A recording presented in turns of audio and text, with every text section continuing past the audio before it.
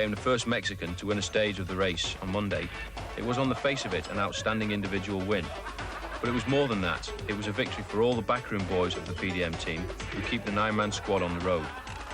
Running a team capable of winning the Tour de France can cost over £2 million a year, and everyone, not just the riders, are professionals, fired by devotion to the sport and a thirst for success.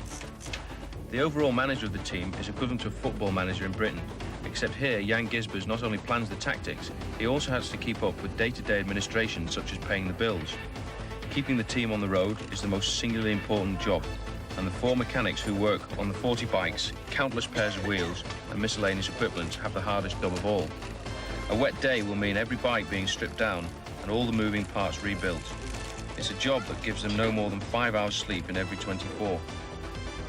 Within hours of the race ending, the riders too are being retuned, and the 3 masseurs spend 45 minutes on each rider, forcing away the pain from tired but supple muscles. It's a chance too to talk and release the day's mental pressures, which in a month can often build up to be major psychological problems. The massage can be so relaxing sometimes the riders even fall asleep. In a sport where the athletes can burn up to 7,000 calories a day, their diet must be carefully monitored, which is why PDM have employed Dr. Haas, a specialist in food intake by sportsmen.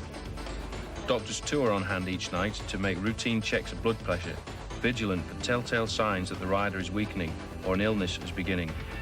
The 2 most feared illnesses that can ruin a rider's tour are the common cold or diarrhea. Not all of the teams have such a generous budget as PDM, and that's why this team really wants for nothing. This luxurious coach follows every race, and the driver spends 11 months of the year driving it, mostly sleeping inside. It's a scene of total tranquility for the team, and once inside, the rigours of the tour can be forgotten by watching videos, making drinks, and just relaxing mentally. Another luxury for this team is the presence of an acupuncturist who is seen here working on Raul Alcala, who believes this help is invaluable. With the needles in place all over his body, a small electric charge is passed through. And while the technical personnel keep the team on the road, Manfred Krikke, the general manager, and public relations chief Harry Janssens, an ex-professional rider himself, keep the administration problems to a minimum. Intrusions by the press and television at a time when riders just want peace and quiet is a necessary evil for a successful team, who looks certain to be opening a lot more champagne as this tour goes on. And he's going to take it up the line. It's 6.5 hours, a long day today, but the chase is now after him. Too late. Raul Alcala, the first Mexican winner of this surprising Tour de France. A behind-the-scenes look at what's required to keep a Tour de France team on the road. And as we await our first pictures today, let's just remind ourselves of the chase for the various jerseys, shall we? That's the overall classification. Greg LeMond still in yellow, 5 seconds clear of the bookies' new favourite, Laurent Fignon. Both those riders, of course, previous winners. Sean Yates from the 7-11 team in 5th place, having a fine tour. Sean Kelly, who told us yesterday that he's also a yellow jersey candidate, is 16th, 4 minutes and 54 seconds behind the leader. Stephen Roach is 19th, 5 minutes and 10 seconds back. Pedro Delgado, who Phil Liggett is still tipping strongly, is 28th. Scotland's Robert Miller, 49th. But his favourite mountain stages are about to start over the next few days. Sean Kelly is in the green jersey. That's the jersey for the most consistent finisher. Sean's won it 3 times previously. 4 would be a Tour record. And now the leaders in the other competitions. Clavriola of the RMO team, that's Charlie Mottis, is wearing the polka dot King of the Mountains jersey, but he might not be for too much longer. The catch sprint leader, that's the red jersey, remember, is John Tallard from the Panasonic outfit. He's a long way ahead too. Acacio da Silva leads the combined jersey competition. That's the jersey for the rider doing best in all the competitions. And the best young rider, that's the white jersey, is Patrick Tolhoek. And hasn't he been doing well in his first Tour de France? Well, now you're right up to date. Our studio guest tonight is Malcolm Elliott, who's ridden in 2 previous races, but his Tekka team failed to qualify this time around. Malcolm, welcome back. Thank you. Are you missing it, sitting at home watching? Well, I'm missing parts of it, yes. When I saw yesterday the sprint finish into Bordeaux there, I was kind of wishing I could just plant myself in the middle of that bunch. But looking the way the race is going tomorrow, 2 days in the Pyrenees, I wouldn't be particularly looking forward to that, so it's got its upside as well. OK, surprised. It's been a strange first week in a sense, hasn't it?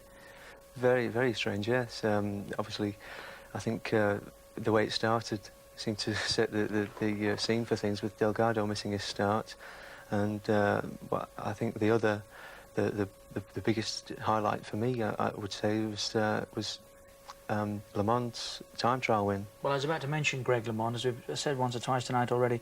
It's really fairy tale stuff, isn't it, Greg LeMond's comeback? He's still in yellow. Yeah, I mean, I think obviously the fact that he won the time trial, that put him into yellow, but seeing him post a time like that in the kind of a field like that after 2 years in the wilderness, I was quite happy for him, because I've seen other riders and other managers, as he himself explained. I've seen it happen, the way they've written him off and kind of virtually dug a grave for him. He's not saying too much about his chances to win the Tour this year. Do you expect him to stay around for a while yet? I think he's realistic about his chances. If the Pyrenees don't, then the Alps probably will see to him. I think over the high Alps, he probably won't have the strength to stay with the leaders there. Fignon hanging in 5 seconds away, but Pedro Delgado, we suspect, will enjoy the next 2 or 3 days. I think actually Delgado, where he's poised now, it's a good place for him. Okay, he lost that time needlessly at the start, but now he isn't too far back, and in a way, by being sort of out of the immediate classification, he's taking pressure off himself, and he may actually thrive on that and be able to produce some really dazzling finishes in the mountains. Well, let's hope so. Malcolm, for the time being, thank you. That's where we'll leave it for a couple of minutes. When we come back, we'll be taking a look at our first race pictures today.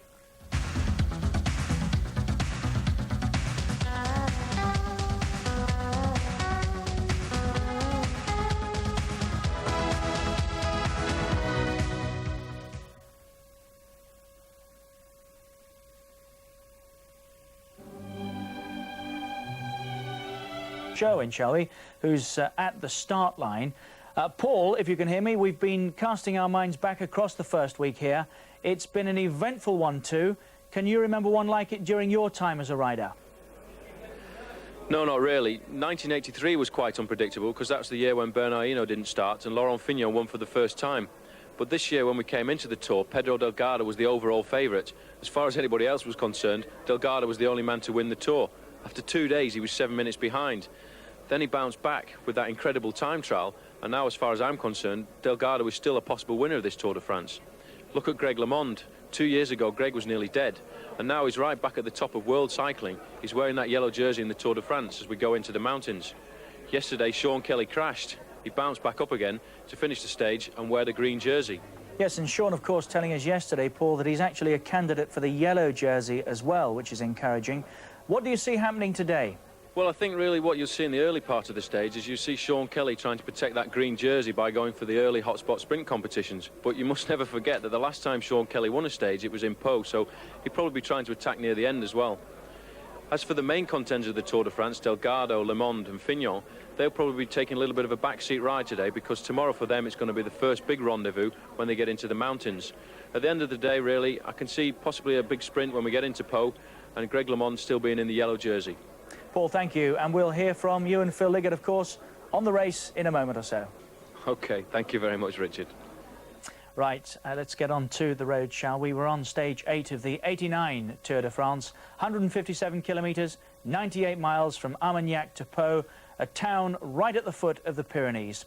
We join the race about 35 kilometres out of Pau. There's a break of 4 riders. Ireland's Martin Early is one of them. Our commentators are Paul Sherwin and Phil Liggett.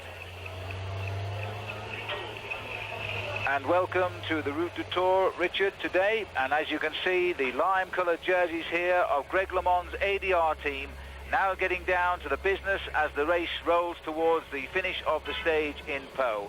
158 kilometres, but there are 4 riders having broken clear. They are 4 riders insignificant in the overall situation of the race, and Greg LeMond won't be too concerned about their breakaway. But the traditional chase to hunt them down is now beginning as they come into the last 40 kilometres of the stage. All of the ADR men here have been brought to the front, and they've been riding steady tempo now and increasing their speed gradually for the last 45 minutes or so. The 4 leaders, and we'll go to those, and I'll tell you who they are in just a second, had a lead of over 3 minutes. The last check we got with 118 kilometers covered was 2 minutes and 25 seconds. It's been quite a day because there's been no real attacks, and Le Monde happy to stroll towards the gateway to the Pyrenees, but one rider who did crash today in the Z Peugeot team, Bruno Cornier, he, as far as we know, is okay, but then again, the Z Peugeot team do seem to be having some rotten luck on this Tour de France, because Ronan Pensek lost all hope of winning, and he is really, along with Eric Boye, the team leader, and he lost 11 minutes on the stage a couple of days ago. Well, this is the ADR team chasing down. Let me give you now the 4 leaders in the breakaway. Philippe Louvio for the Z Peugeot team. Michael Wilson of Australia, who rides on the Helvetia team, the same team as Steve Bauer. Martin Early of Ireland, riding on Sean Kelly's PDM squad. And the 4th rider, Eric Caritou, the RMO man, who is the champion of France. Well, Phil, if you can just get a glimpse of Greg LeMond's bicycle there. He's changed his bicycle in the last couple of days because he's adopted a lighter bicycle for when he gets into the mountains. The reason he's using it today is so that his body can get used to it, because although most of these riders' bikes are the same size, this one is probably just going to be a little bit different. As we go back to the front, there's Serge Boucherie, the team manager of the Z Peugeot team, having a quick talk with Louvio to try and explain to him what the running's like, what the situation's like at the back of the race, because there are 2 team cars per team in this race, and they'll be in contact by their own radio telephones as well as the race radio, so they know exactly what's going on in the front and the back. And it's also a time when the team manager will come to the bunch and try and let his rider drop to the back of the field a little bit and stop him working for 5 or 10 minutes, give him a bit of a breather. Tricks of the trade there from Paul Sherwin, who's ridden 7 of these Tours de France. Well, that breakaway still looks quite lively. Get a chance here to look down at the main field, and as we go to the front, you're only going to see the lime-coloured jerseys of the ADR squad. There they are, doing all of the chase, but I think it'll change as we roll towards Pau, because you can't stop a runaway once they sense the finishing line. Number 142, Frank Hoster, former winner of the green jersey, a jersey today which Sean Kelly is wearing for the first full day, and Pau is one of his happy hunting grounds in the Tour de France. He once won the yellow jersey here, and he also picked up his last stage win here in 1982. It's almost unbelievable to think that Sean Kelly has never won a stage of the Tour de France since 1982. I can recall 13 times he's finished second since then, and he may even think he's got 1 or 2 more than that.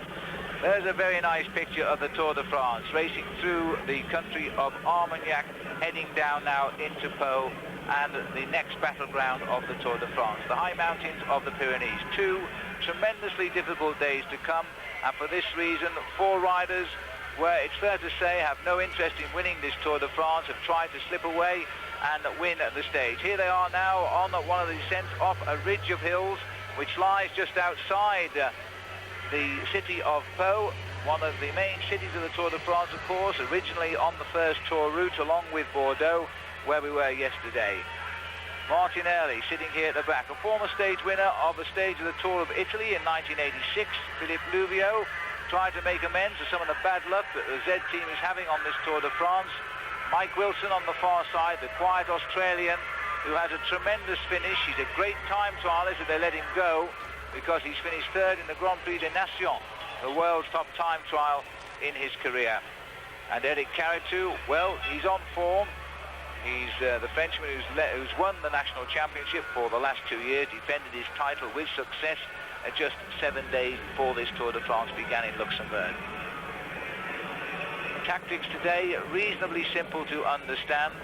All the teams are saying to Le Monde's ADR team, take him down to the Pyrenees then and we'll follow you, because in the mountains the tactics will change dramatically. A 5 seconds buffer between Le Monde and Fignon, very welcome as far as Fignon is concerned, because all attention is turning to the American Le Monde. Back with the leaders now. Martin Early working very, very well. Still no real sign, Paul, that these boys are showing the feeling of the pace. Well, not really, no. As we come onto the run and into Pau now, we've been through some small roads early on in the race. They're very difficult to organise a chase, and now we're on the bigger roads, the main roads heading down into Pau. These four riders, or four very good riders, are all taking it in turns to share the pace and keep the speed as high as possible. And it looks, as you can see by the style of these riders, that they're not starting to crack, as we've seen earlier in the Tour. And when we've seen Joël Pellier, who was away for 170 kilometres, you can see the difference in the style.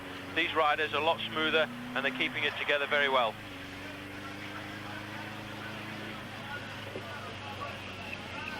Well, an English voice in the breakaway, and a lot of English voices following this Tour de France all the way down from Dinard and Rennes.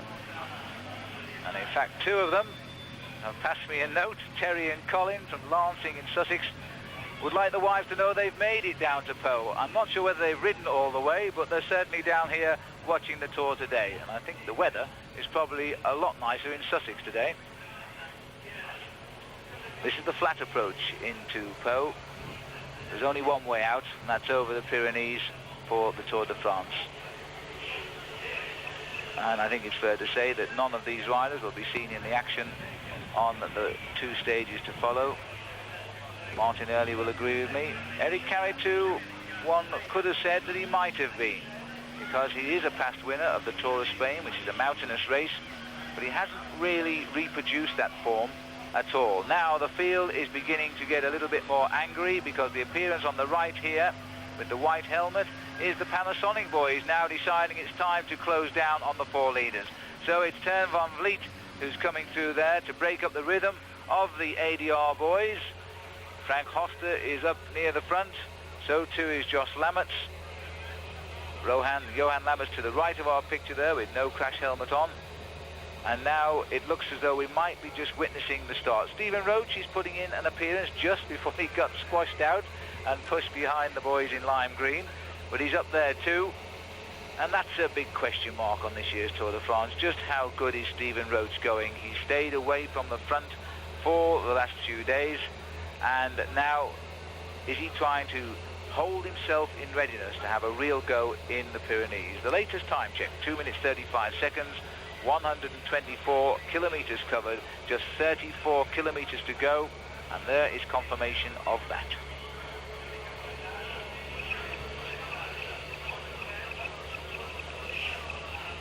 So a change of colour pattern to the right of the ADR team as everybody now begins to sense the finish. It's a nice little circuit in Pau, just one lap to be covered, but it's around the town square, up behind the famous chateau, and not too far away from the casino. Well, Phil, as we go back to the front group here, they're on the climb. They're just starting the last fourth category climb of the day, and Eric Carré too here in the out of the saddle position, keeping the tempo go as they go up this climb, followed by Michael Wilson there. They're just going to let Carré set the pace a little bit. Looks like Martin's suffering a little bit there, but Martin tends to use rather larger gears than most riders on these climbs. They're going to try and keep it going over the top of this climb. Probably won't sprint very much for the King of the Mountains competition, but maybe Carré will have a quick go, because he's got his teammate Thierry Clavirola, who's the current leader of the King of the Mountains, who actually overnight had a special bandage made for his finger, which is broken, to try and keep him in the race. But I really don't know when they get to these big Pyrenees mountains if he's going to be able to get through.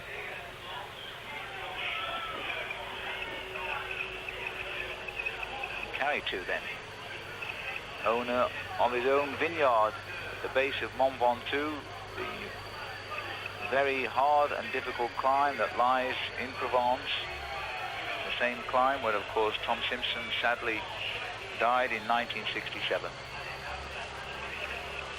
Switching back here to the breakaway, the long line of support vehicles you can clearly see now.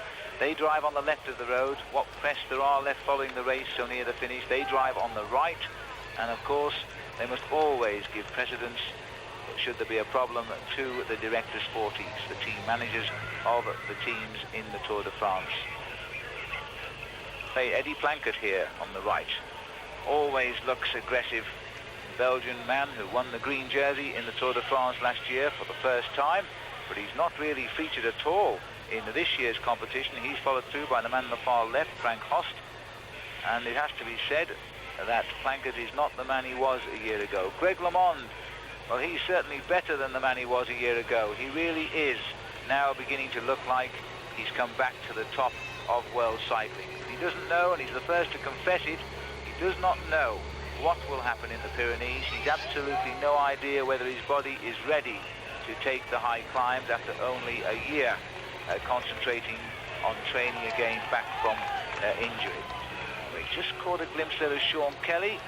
Well, that's interesting, Paul. Kelly quite clearly now is anxious to stay at the front to perhaps increase his lead in the points competition before he might falter a little bit in the mountains. Well, at the moment, we don't really know what Sean's condition's going to be like in the mountains. Over the last couple of years, he's had a very, very hard time. And what I think he'll want to do today is get a good placing to give himself a good buffer, because even in the mountain stages, it still counts for the points classification. So Kelly's going to really try and get up there. He's also shattered, if you can spot to his right-hand side, if we see Kelly again, he's always got Rudy Darnans with him. He's Kelly's right-hand man. I think just to the front of Kelly in the green jersey there, you could see the PDM jersey of Rudy Darnans, who'll be there to try and help Sean when it comes to the sprint. Now you can see there's a slight change here as they come to the climb. The idea is really these aren't very strong climbers, the ADR team. They've got Janus Koom for when they get into the mountains, but the thing is what they'll do is they'll slow the pace down a little bit on the climb so as not to split their rhythm up, so they can keep all of them together at the front. When they get over the top of the climb, they'll organise themselves again and set about getting a rhythm going. Dropping back here, Abelardo Rondon from the Reynolds team. We go back up to the leaders now. These are the riders who are trying now to hold off the whole of the Tour de France here, simply for the stage win today. And it would be absolutely marvellous for us all if Martin Early could do that. Eric Caritou over the top of the small fourth category climb in the Tour. There's no real hills left now today. There's plenty coming tomorrow though. The Côte de Simacourbe, fourth category climb. The leaders are over the top and the main field are on the attack. But whether they'll catch them, it remains to be seen. Join us after the break. Welcome back. Malcolm Elliott is still with us watching today's stage. Malcolm, what price Martin Early, I wonder? He's away in that group of four, and the pack, it seems not too interested in closing the gap. Well, back in the bunch, I don't think there's any real reason. The only people they're chasing are ADR, and I don't think they're too keen on particularly on getting the break back, just mainly on limiting the time gap which the break can get. The Irish, it seems, like a finishing post. Sean Kelly, 1982. That's staggering, isn't it, for a rider that's been #1 in the world for so long? 7 years now since he won a stage on the Tour. That's an awful long time. We've been hearing Sean Kelly's name a lot since then, but to say he's not won a stage, then he's been having a lot of placings, but he's not been up there. Maybe Martin can do it today. Why is that? Does a rider get a mental block about a particular race or not? I think that can be the case. Also, just expecting it to come too easily, maybe. Always something or somebody which gets and prevents you from doing it. A couple of things which struck me watching that stage today. The average speed, 98 miles. It's little more than a stroll for you, is it? But the prospect of 98 miles would very nearly kill me. Well, as you say, it's a long way, but in terms of Tour de France, it's quite a short day, particularly as it's not got any real climbs on today. Around about a 4-hour race. What sort of speeds then are riders reaching on average over this sort of distance? I think 25, 27 miles an hour on a day like today. Things like wind direction, you've got to take that into account. If it's quite a rolling sort of countryside, then that's going to slow you down a bit. Just the pattern of the race, all these things dictate the average speed. And that lovely shot that we saw looking back down the peloton, if you're at the back, you stay there at this stage of the race. Well, at this sort of distance from the finish, especially as the tempo's starting to increase, if you don't start making your move up from the back there at that time, then you can really kiss it goodbye. You stay where you are. You stay where you are. OK, Malcolm, thank you. Let's get back to the race, shall we? That breakaway group of four is still away. The gap is 2 minutes and 20 seconds. And there's a second group now of 2 riders away from the pack. Let's rejoin Paul and Phil. As we look down now, a change in the pace-making at the front. The ADR team will welcome a little bit of help as they begin to gather speed. And hopefully, in the next few miles, we'll start the chase that might invoke the capture of those 4 men. But certainly over the ground, that bunch is moving, and it's down to 2:20, which is the latest check. The 4 numbers on top of the board there, the numbers of the 4 riders in the breakaway, and here they are. Philippe Louvio, the rider, sitting at the back. Khalid II, champion of France, now taking his turn at the back, while Martin Early from Ireland and the Dutch PDM squad sets the pace. 4th man, Michael Wilson, who just seems to sit there and let the world go round. His rhythm hardly alters as he just pushes through the pedals, doesn't look to right or left. He's quite a stylist, but he's an exceptionally quiet man, a very personal man. As he now moves gently towards the lead of the 4, and it's Martin Early's turn. Puffing and blowing a little bit, but the race is coming towards a close, and there's still a real possibility that these 4 will survive. Well, again, Phil, it all really depends on whether any of the other teams start to help ADR, because as you can see, their chase is not really a convinced chase. They're just organising themselves to keep a nice steady tempo so this breakaway doesn't get too far.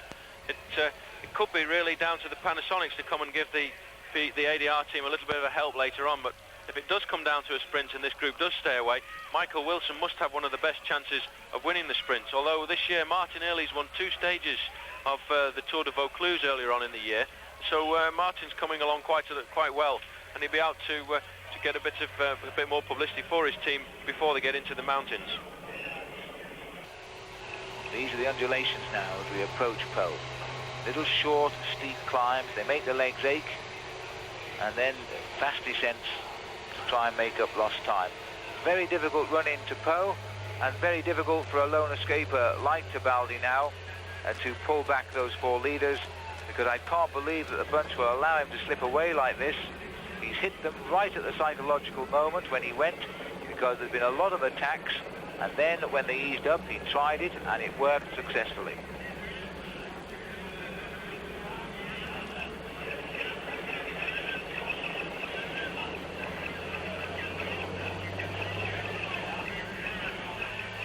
And there's a sign here, I think, at the speed of the bunch, that the attacks are coming off the front of this. We're back here, Moto 3, which was the camera behind the bunch, but we are now receiving information that a small group has escaped from the front of the bunch. Our second camera appears to be trapped between Tebaldi and the 4 leaders, and we'll try and get back to that breakaway if it develops. But certainly in the breakaway is Laurent Bezo, the leader of Toshiba team, and I think also number 11, Stephen Rooks, who finished 2nd in the Tour de France last year and became the first Dutch winner of the King of the Mountains. Well, he's down in the mountains tomorrow. Maybe he's trying to just give them a little bit of an advantage before he gets there. Or get himself a little bit of an advantage, rather, before he gets there. And again, Serge Boucherie up to his man, Philippe Louvio, to try and encourage him to keep it going. The gap down to 140. A little group has formed behind. We haven't got back to it at all yet, and they are 13 kilometers from the finish. So the chase is still very much on, and it will be a matter of survival, because the group has actually been swept up, and 4 men are now going clear, and the gap is just 34 seconds, they're saying. The gap has sliced to 34 seconds. If that is true, then very shortly Serge Boucherie here will receive a radio warning to leave the race completely, because the commissaires, the referees, will not allow team cars in a gap that's less than half a minute. We'll see if that is true, but that seems to be the information we're getting, and the rider I think is chasing is Laurent Bezo.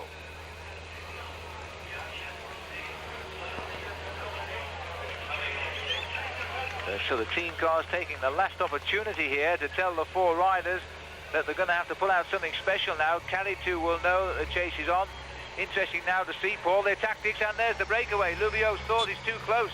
Louvio has got to cause some reaction. He did a perfect switch to the right of the road, then a check to see what the gap is like, and Louvio has gone. He did exactly the right thing there. Nobody saw him do it. The reaction didn't come. They left poor old Michael Wilson on the front of the line, and Wilson is trying now to build up his rhythm to get back up to Philippe Louvio. So the gap down to 34 seconds. It's not the whole field that's coming back at him, by the way, and I'm sorry we can't show you pictures of this chase, but I think one of our motorcycle cameras has had a problem and has dropped out of the race today as we come into these closing miles. So we can only see the bunch in the helicopter. There they are, but there are definitely some riders now in between, and we're pretty certain that Bezo is one of them.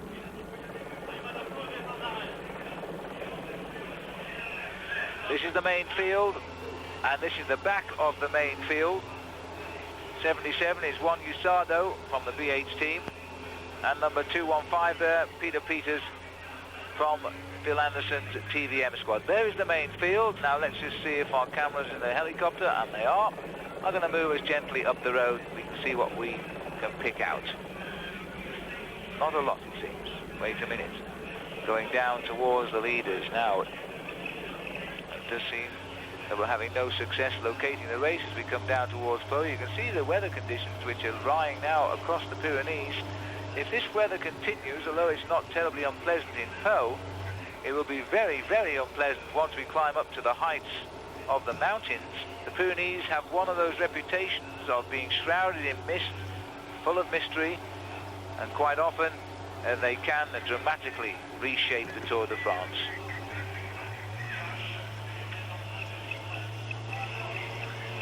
As we look at the big field, Paul Sherwin sitting alongside me, tell us your assessment.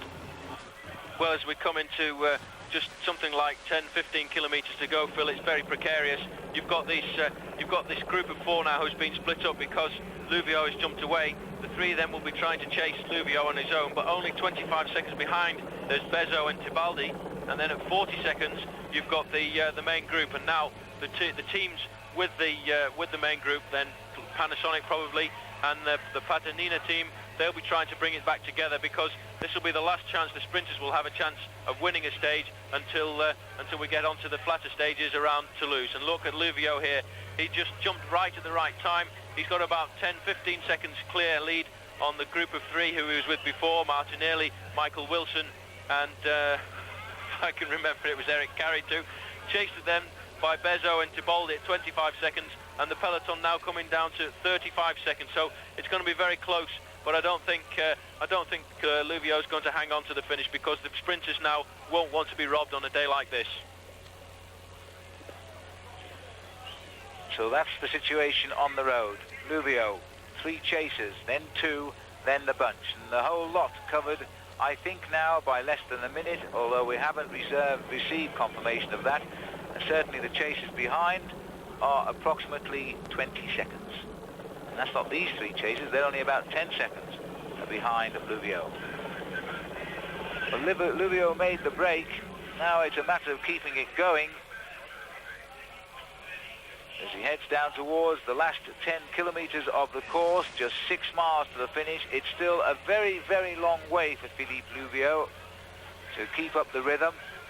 Tibaldi taking strength from the fact he's been joined by Laurent Bezo, a new French rider, rode the Team Time Trial Championships as an amateur last year and being talked about as the next top French rider. He's certainly been honoured with team leader of the Toshiba team, 181, but it has to be said that Toshiba this year are not the great combination they were a couple of years ago. They're missing, of course, their big man, Jean-Francois Bernard, who is out with injury this year, having finished once third in the Tour de France, and of course wore the yellow jersey the year that Stephen Roche won it in 1987.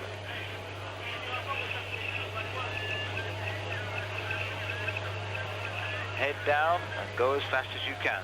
It's the only tactic required now when you've come this far on a stage in the Tour de France. You're managing to hold on to a lone lead.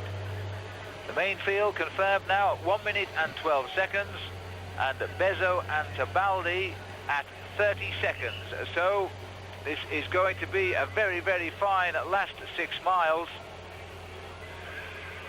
because the three chasers that Louvieux has left are really only just a handful of seconds behind, and it should be that Bezo and Tibaldi will get up to those three in the next couple of miles. That's if the whole field doesn't regroup.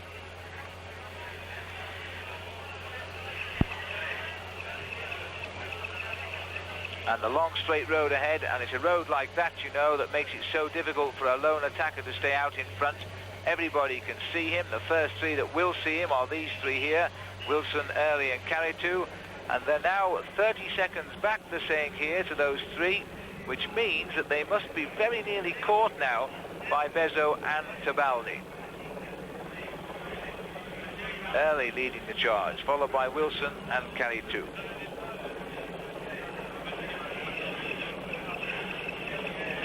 A predictable day to some degree in the Tour de France. The leaders not wanting to take part in the race, wanting to conserve all of their energies and their secrets, because they don't want anybody else in the race to know their strengths or weaknesses when we go off into the Pyrenees.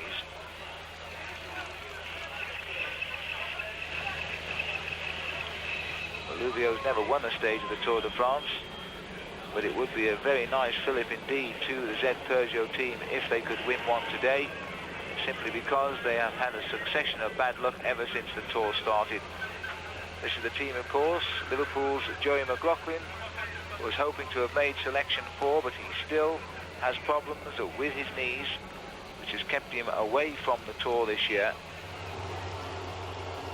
And now we have a chance to get back into the main field.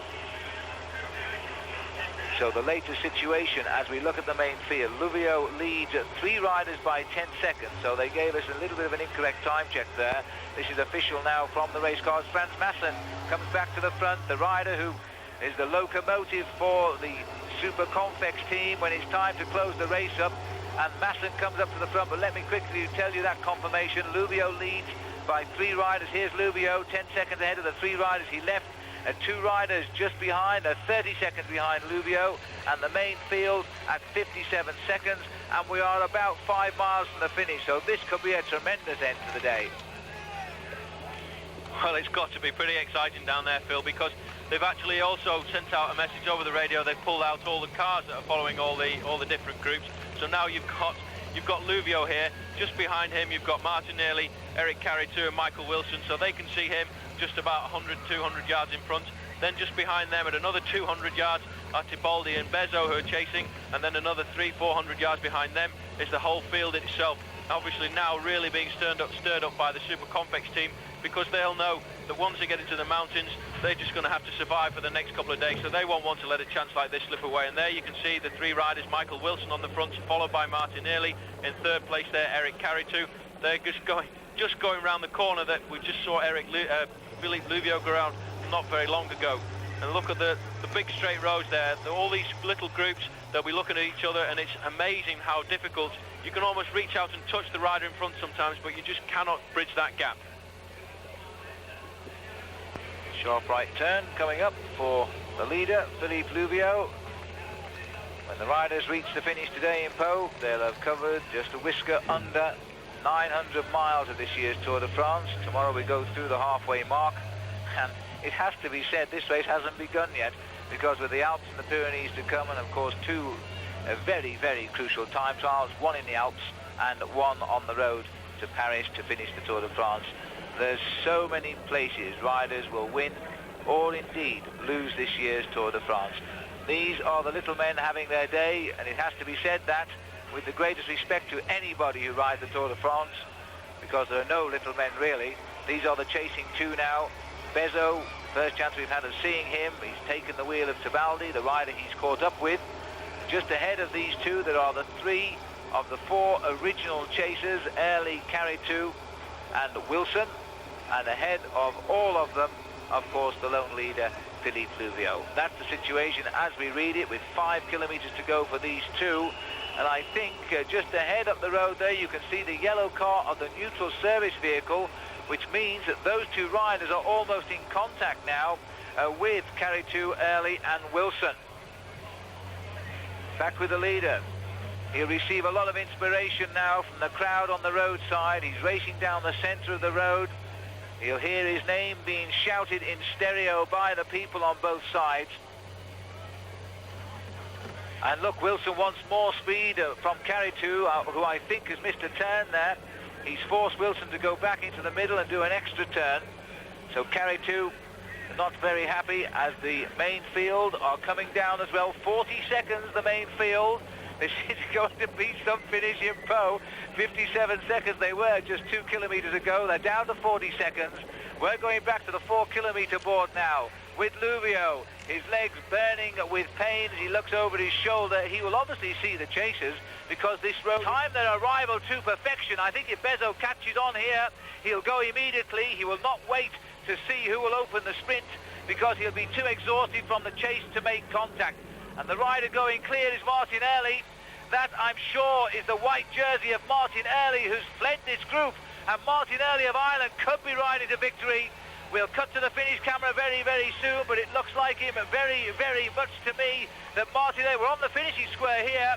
We'll turn left just at the top of our picture, left again, and Martin Early will see the banner.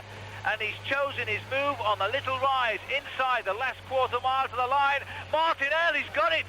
As Martin Early comes home, this is a great victory. This is the land of the Irish because Sean Kelly took his yellow jersey here. Sean Kelly won his last stage here in the Tour de France. Round the last bend now, and it's all very casual for Martin Early. There's not even the need to hurry. This is a marvellous victory. He's won a stage in the Tour of Italy before. Martin Early wins for Ireland here in Pau. And in second place, it's Carritou beats Wilson. And Martin Early is home, and in fourth place is Lubio, fifth place is Bezo, and sixth place is Tebaldi. What a finish to the Tour de France. It looks like Stephen Rooks will take the line too. He gets 7. Kelly will come home in 8th place. He'll take an even greater lead in the Tour de France in the green jersey. Absolutely wonderful end for Ireland in the Tour today. A win for Martin Early. We call him the little man of the Irish 18, and now he's one of the big men today. He wins here in Pau. It was in the end a great day for the Irish, and what a finish. And the first onto the podium, Sean Kelly, to receive the green jersey of Ireland. Oh, that's certainly the right colour today in the city of Pau. Kelly will be absolutely delighted. His teammate and his friend Martin Early has picked up the stage today. The thing's going so well for the PDM team at this stage of the Tour de France. Sean Kelly's worn yellow here before, he's won here before, and now he's confirmed as the leader in the points classification. That's when the glass is fit. Almost. Nice cheer from the crowd here as they welcome Sean Kelly, leader of the race on points.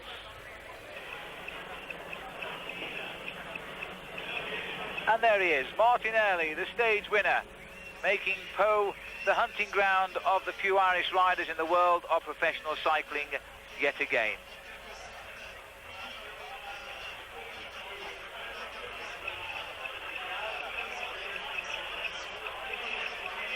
A long breakaway that paid dividends in the end, when all the way to the finish it looked so much like collapsing.